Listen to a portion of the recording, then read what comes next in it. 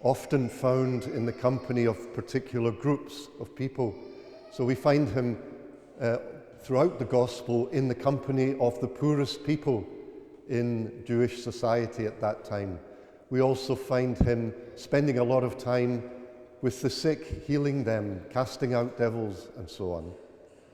And finally, and for this he was criticized, of course, he's often found eating and drinking with people who had a really bad reputation, called public sinners. So these groups are the people that Jesus spent most of his time with.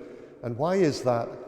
He does so quite deliberately because these groups are most in danger. The people who belong to these groups are most in danger of believing themselves estranged from God, abandoned by God. Because at that time in Jewish society, if you were sick, it was kind of a sign that God was not favoring you, that you were somehow being punished by God. Same if you were poor.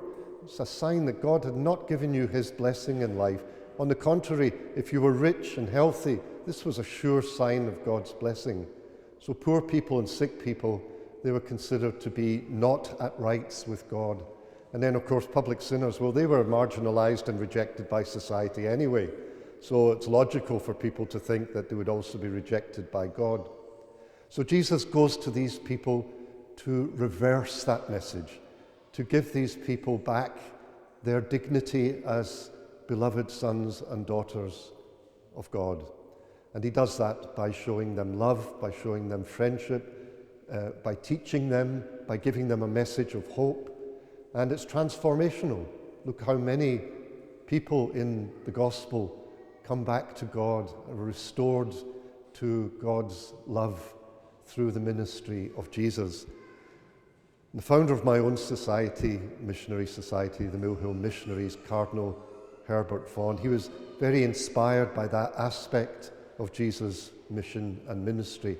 And so he sent his first young missionaries to those parts of the world where the living conditions of people were so appalling that they could seriously believe themselves to have been abandoned by God. They were at serious risk of feeling themselves alienated from God's love. And so they went also to Africa and to parts of Asia, later on to Latin America, with a message that you are God's beloved sons and daughters. So reversing that message that they might be taking on board because of their poverty and their sickness and their illiteracy and all the other aspects of people living in certain parts of this world today even. My own experience as a missionary gave me the privilege of working with two such groups, both of them in Pakistan. I worked with a tribal group called the Connolly people, lived down in the southeast of Pakistan. And their situation could hardly be worse because they're living in a Muslim country. They're not Muslims themselves. They have some form of Hinduism. It's their original religion. But they're living in a country that's 97, 98% Muslim. So they're already socially marginalized by that very fact. They're also living in one of the toughest parts of the country, is practically desert, on the edge of the great Indian desert. They lived in villages with no electricity, no running water. They got their water from the canal, which is, of course, very, very unclean. Massive illiteracy among those people and major health problems, probably because of the water they were drinking. So we wanted to go to these people, not to make them Christians in the first place, but because we saw the situation of these people that they could really use our help to improve their situation.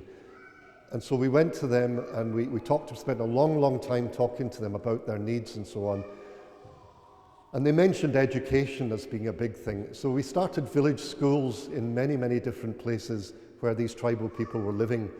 And it's been really amazing, the transformation that's taken place. So many children now have received basic education, which has helped to improve the situation of the people in the village as well. We also introduced a mobile medical team with the help of the Irish Presentation Sisters, going from village to village, offering whatever medical help we could, especially to the women with little children. Doing health education, which is very important to prevent illnesses taking place, and that's been very, very successful as well.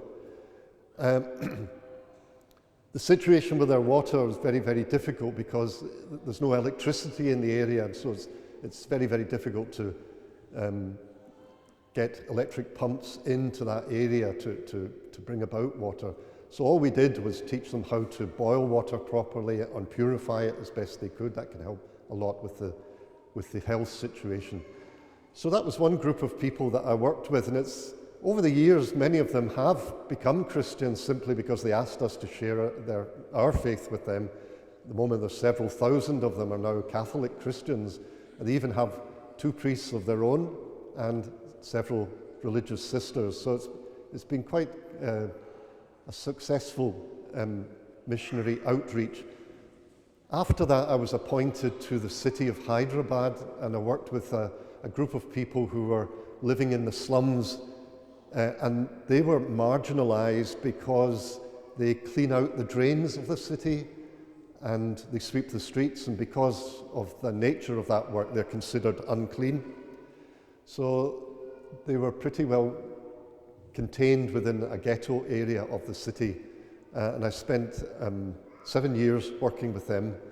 Very rewarding ministry because they responded so well to the gospel, and why not? I mean, the gospel could have been written for people like that, people who are in some sense experienced marginalization and a kind of oppression.